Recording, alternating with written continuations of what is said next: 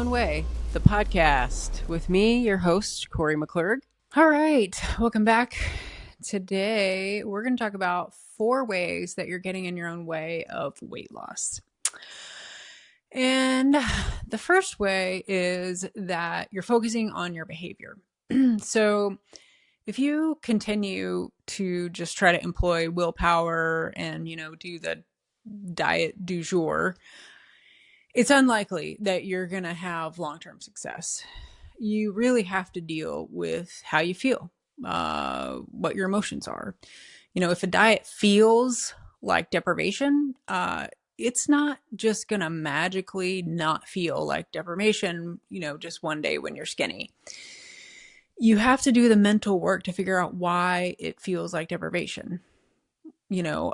Does it feel like deprivation? Do you feel deprived because you can't drink bleach? No. That's because you think it's toxic, right? So that's the kind of mindset you have to have for this other crap that you're eating. It's got to feel like there's no deprivation because it's harming you, because it is harming you.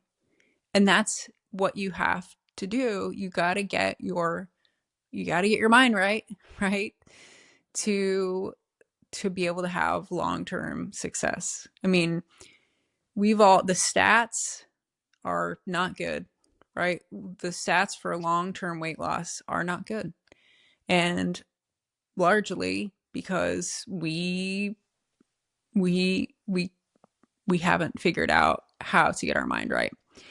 I mean, I know of people who have lost hundreds of pounds. 300-pound weight loss, and couldn't sustain it. They're back up to where they were. So that's one. The first thing is you're focusing on your behavior, but you got to get your mind right for there to be sustained weight loss. Second is you just don't know how your brain works. So the deal is that our brains, of course, evolved over hundreds of thousands of years to in an environment where resources were scarce. Death was a constant threat. And so to stay alive, our brain evolved these mechanisms such that we would learn very quickly how to find food and remember where we found it, and to seek the most calorie dense foods in our environment. So you get what that is that we now know is dopamine. So you get this hit of dopamine for everything you eat, but the more calorically dense it is, the higher this spike of dopamine is. There's research, brain scans where researchers can see the part of your brain that is lighting up even just thinking about something like pizza or ice cream or some other like super hyper palatable calorically dense food. And those are the same areas of the brain that are lighting up as would a hard drug addict brain would. So it's no different. It's happening. It's a hijacking of our brains in this modern food environment. So that leads me to the third way that you're getting in way of your own weight loss, is that you're allowing these hyper palatable drug-like foods into your environment. After you've done the mental work, to see junk food as truly junk and something that you would never put in your mouth, then having that crap in your environment isn't such a big deal. But until then, you're just constantly tempting your brain. Your brain knows what is this hyper palatable food. You've eaten it before. It remembers it. It remembers how much of a spike, and it's going to constantly be working to try to get that reward. Your brain thinks it's keeping you alive by sending you these craving signals for this food. So it's this kind of vicious cycle of this is just how your brain works. You're not going to circumvent it, but then you're also allowing this stuff in your environment. So it's just this constant temptation until you've done the mental work to just see it as, it's no more of a craving or a temptation than, drinking bleach or rat poison or something.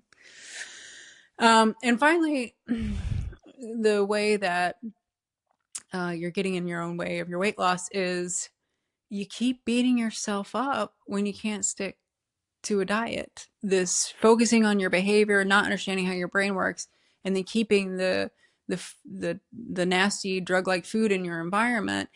And then when you can't stick to the diet, then you're beating yourself up. And what does that do? Well, that compounds the issue. So you beat yourself up, and this triggers what I call the shame cycle. You're upset that you've fallen off the diet again. This unpleasant feeling. The way that we have learned to deal with having an unpleasant feeling, how to get it to go away, is to give ourselves a hit of dopamine. And how do we do that?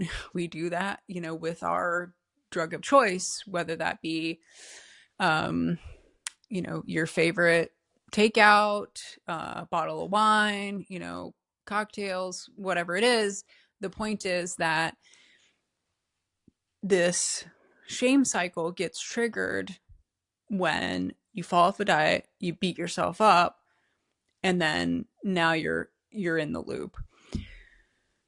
If you can afford yourself some compassion, which ideally maybe with a little bit of this kind of education where you learn how your brain works, there's no point in beating yourself up.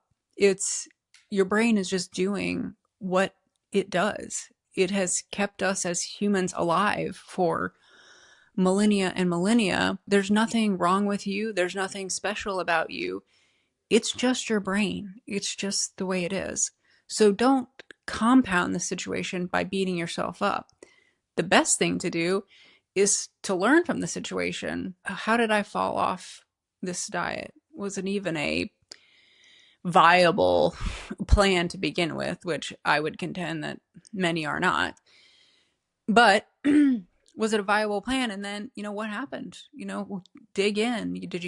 What kind of thoughts did you have going on around these foods? Did you keep the hyperpalatable foods in your environment? Did you treat them like a treat or some kind of reward, which just starts that dopamine cycle again when you keep tempting yourself something as a treat. The bottom line is don't beat yourself up over it. It's a challenging situation for sure, and we've all been led astray that our willpower is what's at fault. It is not. That is not what it's fault. Your willpower is no worse than anybody else's. Yes, some people, we have perhaps worked it like a muscle, and but there's nothing wrong with you. You can learn, like everybody else, how to lose weight, how to train your brain, and how to live a healthy life in a healthy body and not feel like you're stuck. So I hope those four ways that you are getting in your own way are a little insightful, and you can show yourself a little compassion over the situation. Anyway, we'll talk to you again soon.